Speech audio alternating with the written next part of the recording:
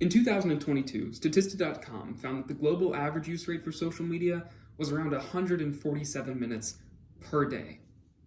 Forbes.com reported that of American users in 2020, 1,300 hours of the year were on average spent on social media. All the while, the U.S. Bureau of Labor Statistics found that only those 70 years and older spent anything more than 1/2 of 1 hour in time dedicated towards thought, or at least even relaxation. That was bls.gov. I don't tell you these statistics because I think that you're spending too much time online. I tell you these statistics because it is an almost certainty that you are spending an exorbitant amount of time on social media. Because there is a reasonable amount of time to spend online, but 2.5 hours per day isn't it. 1,300 hours a year is not it. That's almost half as much time as you spend sleeping. It's a lot of time. I can't tell you what the right amount of time is, but I can say that considering the amount of time that we see people spending on social media versus the amount of time that we see people taking time for active thought or just relaxation, we're wasting a lot of it. So we have to, as a society, disengage from this social media addiction that we're all getting used to. Why should we do this? And the answer to that, I have 3 parts here. First of all, it stresses us out. BBC.com wrote in the BBC Future article all the way back in 2014 about the seemingly increase of negative news that people were seeing. They noted that their broadcasters were pushing out a lot of negative stories, and that's what they actually chose to focus on a lot. And what the article was writing about was a concept called negativity bias. It's a psychological concept for humans, where we like to focus on the things that scare or worry us.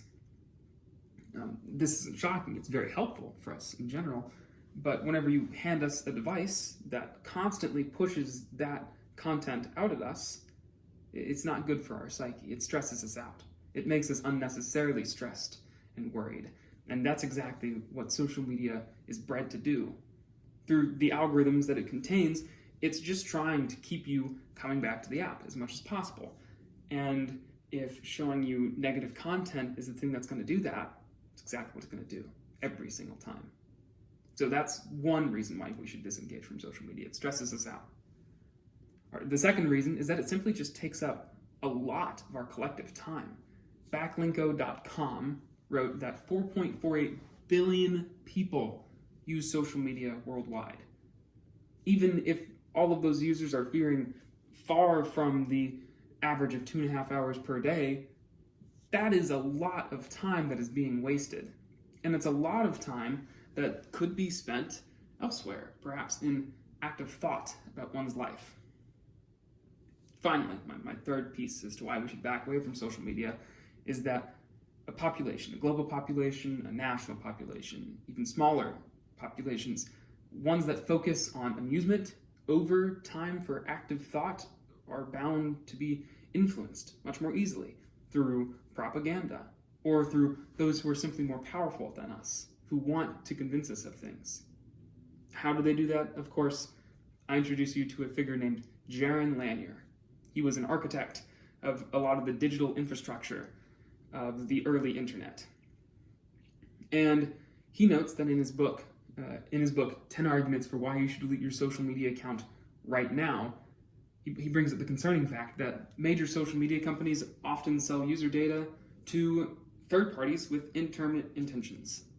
Third parties who, according to theconversation.com, have the ability to process mass amounts of data and then, through sophisticated algorithms, broadcast messages and images to influence an increasingly segmented audience.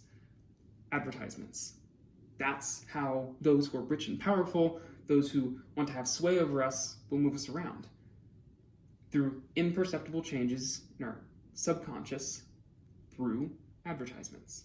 Which is why my third reason as to why we should disengage from social media.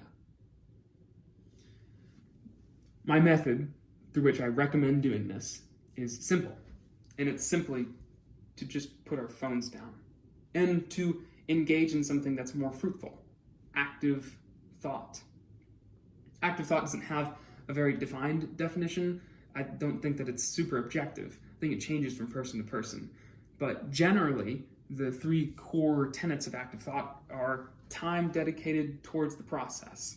You can't be thinking actively about the things that you're engaging with online or just life itself if you're not giving yourself time to do that.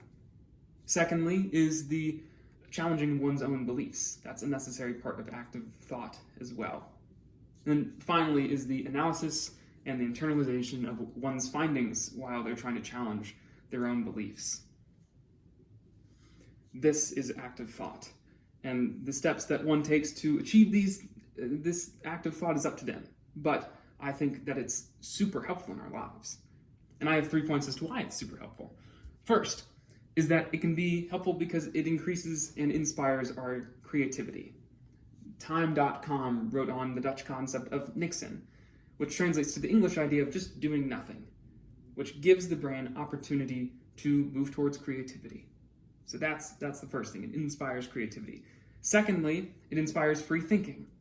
Pew Research Center, for many years now, has been noting an increasingly stark disagreement between Democrats and Republicans on a wide range of issues. That's on pewtrusts.org. And Brookings.edu has noted that the widespread use of Facebook, Twitter, YouTube, and other social media has fueled the fire of extreme polarization. Which is to say that if we spent less time on social media, we would see less and less of that polarization going on. Finally, active thought can help passively combat some of that engineering that third parties are trying to do on us. So, I finally note that the next time that you sit down to wait for your cup of coffee, just don't pick up your phone. Thank you.